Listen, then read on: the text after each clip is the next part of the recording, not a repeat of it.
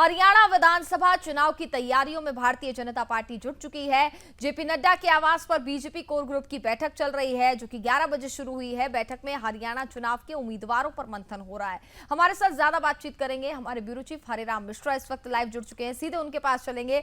हरिराम, हरियाणा विधानसभा चुनाव को लेकर के तैयारियां साफ तौर पर शुरू हो गई हैं और आज 2 महत्वपूर्ण बैठकें हैं, जिसमें बताया जा रहा है कि उम्मीदवारों के नामों पर मंथन होगा। क्या जानकारी मिल पा रही है? क्या आज लिस्ट भी जारी हो सकती है और कौन कौन से वो नाम होंगे जो इस बार शामिल हो सकते हैं?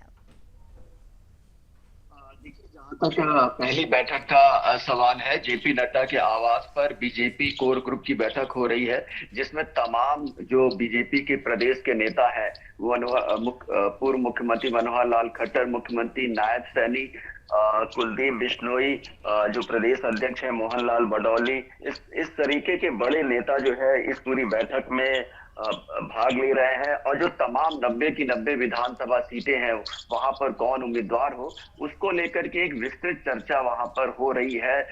कुछ उम्मीदवार टिकट काटे जा सकते हैं, उसके ऊपर जिन्हें खड़ा किया जाए, वहां कोई बगावत ना हो। इस तरह की तमाम चर्चाएं जो है इस बैठक में हो रही हैं और उम्मीद की जा रही है कि आज शाम को जब केंद्रीय चुनाव समिति की बैठक होगी, उसमें प्रधानमंत्री नरेंद्र मोदी भी शामिल होंगे। उस बैठक में जो है इन सीटों पर मुहर लग जाए और आज रात या फिर कल सुबह बीजेपी अपनी पहली लिस्ट जारी कर सकती है। बिल्कुल। वहीं अगर हम बात करें तो किन किन के नामों पर मुहर लग सकती है? क्या कोई नए चेहरे भी इस बार होने वाले हैं और किन का पत्ता कट सकता है? देखिए, एक बड़ी संख्या ये उम्मीद की जा रही है कि बीजेपी इस चुनाव में जो मौजूदा विधायक और मंत्री हैं, उनमें कईयों के टिकट काटे जा सकते हैं और बीजेपी नए फेस के साथ जो है इस चुनाव में जा सकती है। उसी के अनुसार जो है कई चेहरे जो है इस बार चुनाव लड़ सकते हैं। जहां तक मुख्यमंत्री नायब सैनी की बात की जा रही है, वो हाल से विधायक हैं, लेकिन उनके लिए एक नई सीट लाडवा, कुरुक्षेत्र में एक विधानसभा है लाडवा, वहां से वो चुनाव लड़ सकते हैं। इसी तरीके से मोहनलाल बडौली जो प्रदेश अध्यक्ष हैं, उनको गोहाना या फिर राय जो मौजूदा जगह पे वो विधायक हैं, वहां से चुनाव लड़ सकते हैं। और गोहाना से योगेश्वर दत्त का नाम सामने आ रहा है कि वो वहां से लड़ सकते हैं। समालखा में जैसे एक नए उम्मीदवार करतार बढ़ाना जो है, उनके पुत्र हैं मनमोहन बढ़ाना, उनको उतारा जा सकता है।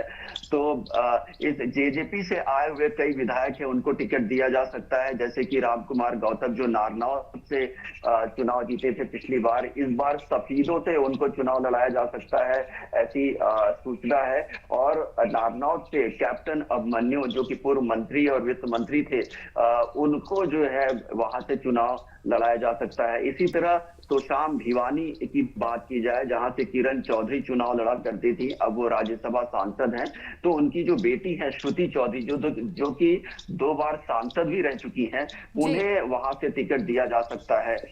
तो इसी तरह गुरुग्राम की बात करें तो गुरुग्राम में नया चेहरे की बात हो रही है, स्वामी धर्मदेव की बात हो रही है, वहां से उनको टिकट दिया जा सकता है। और भी कई उम्मीदवार हैं जो वहां से चुनाव लड़ना चाहते हैं। तो एक नए उम्मीदवार की वहां पर घोषणा हो सकती है। तमाम सीटें हैं जहां पर बीजेपी इस बार अपने उम्मीदवारों को बदल सकती है, ऐसी सूचना है। अब ये तो टिकट जब फाइनल होकर के आएगी, चुनाव समिति उस पे मुहर लगाएगी, उसके बाद ही पता चल पाएगा कि आखिर में किसको कहां से टिकट दिया गया है। चलिए, बिल्कुल आप नजर बनाए रखिएगा, आगे भी आपसे तमाम अपडेट लेते रहेंगे।